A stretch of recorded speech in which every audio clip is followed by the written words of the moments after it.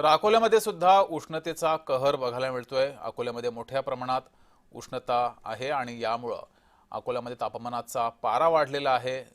दुपारी संपूर्ण रस्त्यांवर शुकशुकाट बघायला मिळतोय।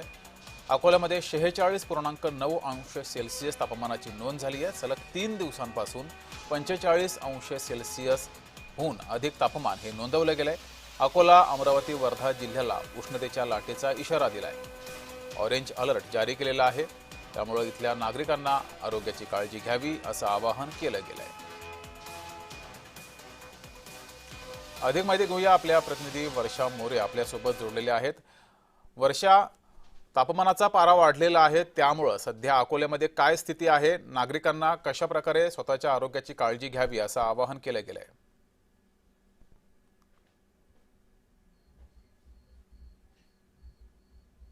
निश्चितच अकोल्याच्या तापमानाने उच्चांक गाठला आहे आणि कालचं जे तापमान होतं ते 46.9 अंश सेल्सिअस इतकं नोंदवलं गेलं होतं, तर आजचं जे तापमान आहे ते आहे 46.3 सेल्सिअस इतकं आजचं तापमान जे आहे ते नोंदवलं गेलं होतं। आणि कालच्या संख्येत जर पाहाल तापमानाच्या, तर आजचं जे तापमान आहे काही अंशांनी कमी आहे, परंतु तरी जे आहे नागरिकांनी आपली काळजी स्वतः घेणं आवश्यक असल्याचं प्रशासनानं सुद्धा म्हटलेलं आहे।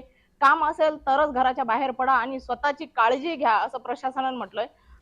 बाहेर जाताना जे आहे कानाला रुमाल, छत्री आणि डोळ्याला गॉगल लावणं अत्यंत गरजेचं आहे। सोबतच जे आहे पाण्याची बाटली आपण सोबत ठेवावी, जेणेकरून उन्हाचा फटका आपल्याला लागू नये। डोळे लाल होऊन सुद्धा उन्हाचा फटका लागू शकतो आणि कानात वाफ जाऊन सुद्धा उन्हाचा फटका लागू शकतो। यासाठी जे आहे प्रशासनाने स्वतःची काळजी ठीक घेण्याचं आहे, आवाहन करण्यात आलं आहे। यानंतर जे आहे आणखी तापमानात वाढ होण्याची शक्यता वर्तवण्यात आली आहे। ठीक आहे। वर्षा, तुम्ही अशाच जोडलेले राहा।